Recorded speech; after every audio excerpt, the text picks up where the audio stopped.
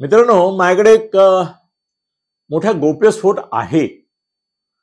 पण तो ना कसं आहे ना, भात शिजल्याशिवाय आणि कुकरच्या 3 शिट्ट्या झाल्याशिवाय आधीच जर तो आपण कुकरमधून काढला तर तो कच्चा राहतो आणि मग मजा नाही येत त्याचा. आणि मग तो भात नाही होत. ते तांदूळ असतात. माझ्याकडे आता तांदूळ आहेत.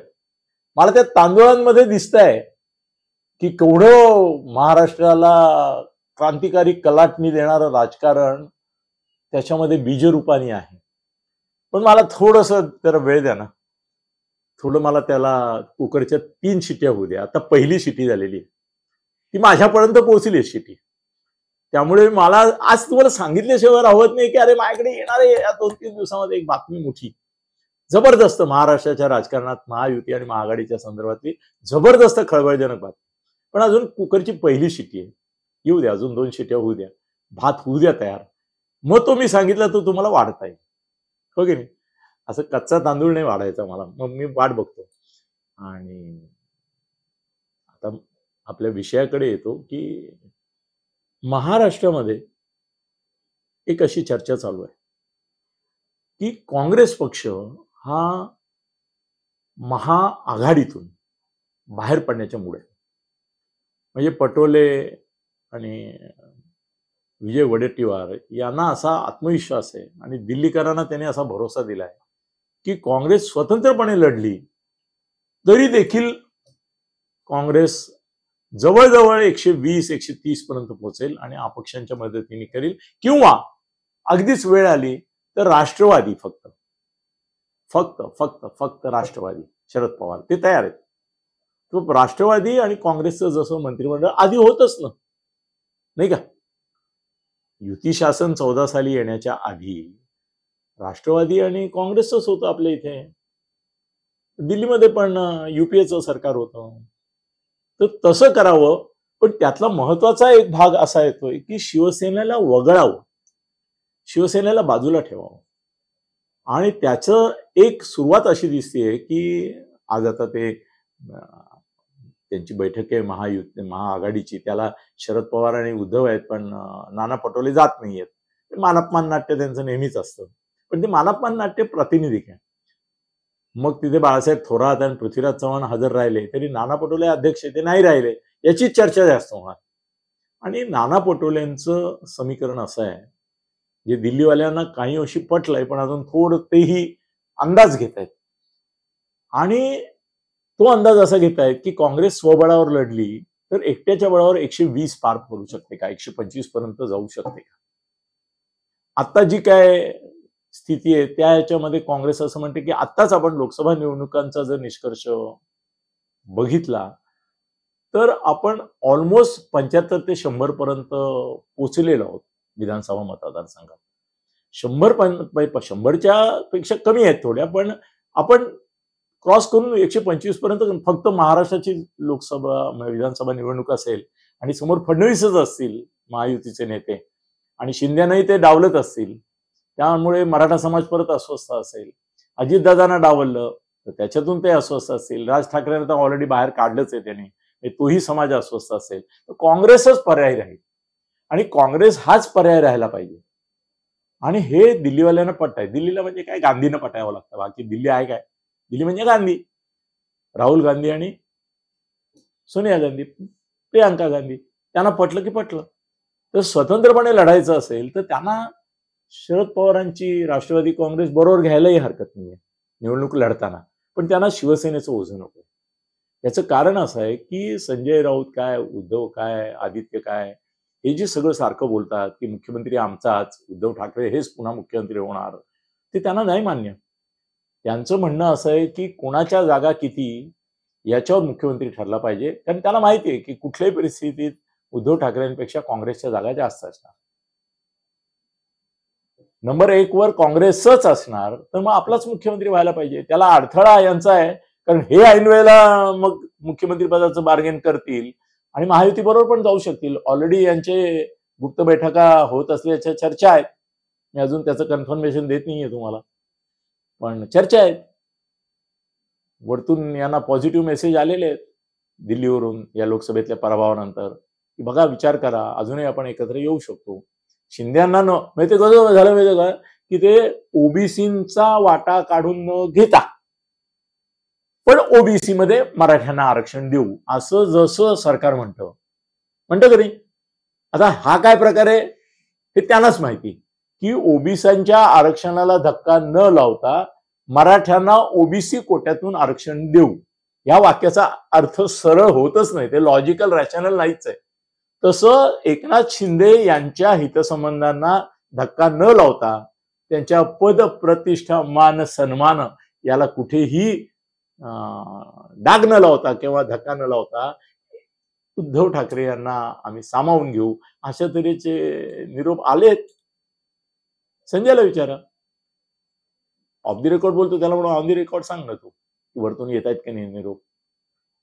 येत आहेत. मग नाना पटोले संशयाचं बीज पेरतायत गांधींच्या मनामध्ये की हे काय खरं नाही. उद्या जर यांना पर्याप्त जागा मिळाल्या तर एकतर हे स्वतःच मुख्यमंत्री पदावर क्लेम करतील आणि महाराष्ट्रामध्ये काँग्रेसचा मुख्यमंत्री होण्याची संधी जाईल, होय की नाही. तर त्यामुळे तुम्ही यांना बरोबरच घेऊ नका. राष्ट्रवादीने आपली आधीची युती होती ती ठीक आहे, आम्ही दोघं मिळून 145च्या पुढे नक्की जातो, 150 160 पर्यंत जाऊ, महायुती मागे पडेल. आणि शिवसेनेला बाहेर काढणं काय अवघड नाहीये. काँग्रेसला काय फरक पडतो, काँग्रेस काय करणार सांगतो तुम्हाला. ते आधी असं नाही जाहीर करणार की आम्ही शिवसेनेला बाहेर काढतोय. ते आधी काय करणार, ते म्हणणार की काँग्रेस स्वबळावर निवडणूक लढवेल. याचं कारण अन्य लोकांशी शेअर केल्यामुळे काँग्रेसची सत्तेवर येण्याची जी संधी आहे स्वबळावर ती हुकते. ते असं म्हणणार नाही की आम्ही शिवसेनेला बाहेर काढतोय, आम्ही राष्ट्रवादीला बाहेर काढतोय. ते म्हणतील ज्याप्रमाणे 2014 साली प्रत्येक पक्षाने स्वतंत्र निवडणूक लढवली, आपलं बळ सिद्ध केलं, मग त्याच्यामधून काय नवी समीकरणं आली, तसं करूया. त्याच्या आधी अशी समीकरणं आली की ज्यामुळे राष्ट्रवादीने काँग्रेसचं सरकार आलं होतं इथे, होय की नाही. कितीतरी काळ होतं. त्यावेळेला जर काँग्रेसला निर्विवाद बहुमत नाही मिळालं तर मग आम्ही ठरवू कोणाचा पाठिंबा घ्यायचा, राष्ट्रवादीचा घ्यायचा का राष्ट्रवादीचा घेऊन मग ठाकरेंचा घ्यायचा. पण आम्हाला फर्स्ट प्रिफरन्स राष्ट्रवादी आहे आणि आम्हाला आमच्याच बळावर येण्याची खात्री आहे. आलंय अनेक ठिकाणी आमचं, तेलंगणात आलंय, तेलंगणाची रिपिटेशन महाराष्ट्रात होऊ शकते. त्याचं कारण नेत्यांमध्ये जरी काँग्रेस नसली किंवा लोकांना काँग्रेस दिसत नसली तरी जनमनात काँग्रेस आहे. आता तुम्ही सांगा ना, कसलं फडतूस प्रचार केले या लोकांनी, काँग्रेसच्या लोकांनी काय फडतूस प्रचार केले. राहुल गांधी शिवाय कुणी प्रचारच केला नाही इथे, कुणी काम पण नाही केलं. त्यांच्या बूथ वगैरे लोक पण नव्हते, पण लोकांनीच ठरवलं होतं की महायुतीला आणि देशामध्ये एनडीएला धडा शिकवायचा. तर कुणीही काँग्रेसवाला फिरकला नसताना सुद्धा काँग्रेसचे असे लोक निवडून आले. महाराष्ट्रापुरतं बोललो तर की कधी कल्पना केली नसती की हा निवडून येईल. आला ना, पण काँग्रेसचा असून आला आणि काँग्रेसचा आहे म्हणून आला. तीच खात्री त्यांना वाटते की आम्ही काही करायची गरज नाही. यांच्यावरचा राग, असंतोष, वैफल्य कुणावरचं, महायुती सरकारवरचं, हे आम्हाला निवडून यायला पुरेसं आहे. आम्ही काही करायचंच नाही, आम्ही काही करणारे नाही ना. केल्या वेळेला तरी कुठे केलंय. लोकसभेला आम्हाला एवढ्या जागा मिळतील आम्हाला कुठे माहिती होतं. आम्ही गृहीत धरलं होतं की हे 30-35 पर्यंत महायुती जाणार, 10-12 जागा आम्हाला मिळणार. आम्हाला कुठे स्वप्न पडलं होतं की आम्हाला एवढ्या जागा मिळतील 13, आणि त्या पण घर बसल्या. लोकांच्या मनात राग होता, तो त्यांनी काढला. ज्या ज्या मुद्द्यांवर राग होता ते सगळे मुद्दे एकत्र झाले, लोक एकत्र झाले आणि त्याने पर्याय शोधला आणि तो काँग्रेसचा निघाला. काँग्रेस नसेल तिथे उद्धव ठाकरे निघाला, नाही तर उद्धव ठाकरेला एवढी मतं पडली नसती. ही काँग्रेसची मतं आहेत. मुसलमानांची मतं ही उद्धव ठाकरेंची आहेत तरी मला शंका आहे. आहेत, ते ओएसी होण्याच्या मार्गावर आहेत, प्रयत्न करतायत, परंतु तरी देखील मला स्वतःला असं वाटतं की जिथे काँग्रेस नव्हती आणि तिथे युती असल्यामुळे, आघाडी असल्यामुळे यांचा उमेदवार होता, तिथे काँग्रेसची मुसलमान मतं यांना मिळाली. हे त्यांना एक बचावात्मक प्रवृत्ती द्यायचा असेल तर फक्त मुसलमानांनी त्यांना ओवेसी समजून दिली, याच्यातून जर त्यांची सुटका करायची असेल तर असं म्हटलं तर ते योग्य ठरेल की काँग्रेसला जाणारी मुसलमानांची मतं होती, तिथे काँग्रेस नव्हती पण त्यांचा प्रतिनिधी होता म्हणून राष्ट्रवादीला आणि याला मिळाली आणि त्याच्यातून ते निवडून आले. गुजराती आणि मराठी वाद पेटला, त्याच्यातून आली. मराठेतर, ओबीसी, धनगर, वाढती महागाई, भ्रष्टाचार, ईडी पासून सगळे नेत्यांना अडकवणं, हे सगळं एकत्र आलं ना. देशाच्या पातळीवर जे झालं ते इथेही झालं. ध्रुवीकरण झालं मतांचं, पण विरोधात झालं.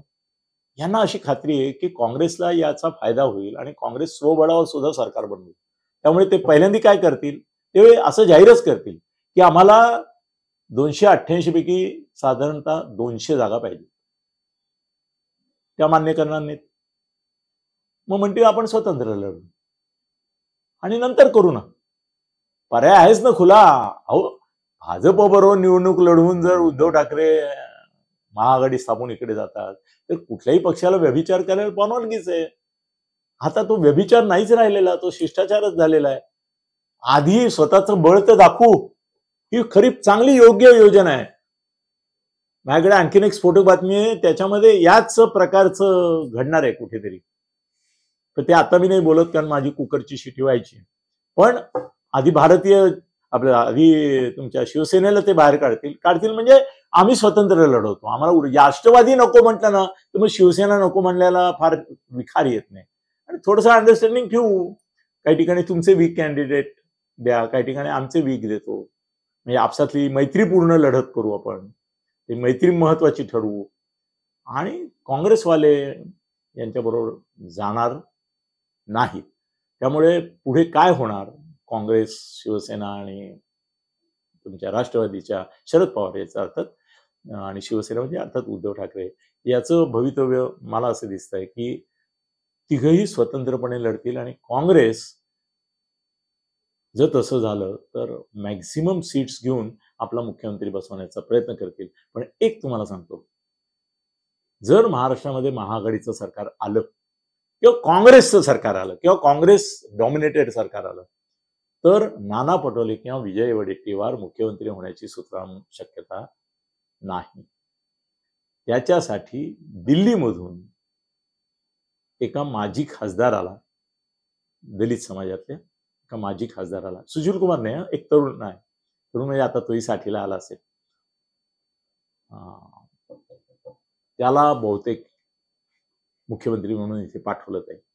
पण जो कोणी मुख्यमंत्री आता होईल तो दलित असेल, मुसलमान नसेल, पण दलित असेल एवढं नक्की समजा. काँग्रेसचा मुख्यमंत्री दलितच होणार. मग तुम्ही आता पडताळून पहा कोण कोण दलित नेते आहेत जे दिल्लीमध्ये यांचे लाडके आहेत हायकमांडचे. त्यातला एक येणार. नावं पाहिजेत तुम्हाला पुढल्या वेळेला. धन्यवाद. खळबळजनक गौप्यस्फोट म्हणजेच यूट्यूब चॅनल अनिल थत्ते गगनभेदी. खळबळजनक गौप्यस्फोट म्हणजेच यूट्यूब चॅनल अनिल थत्ते गगनभेदी.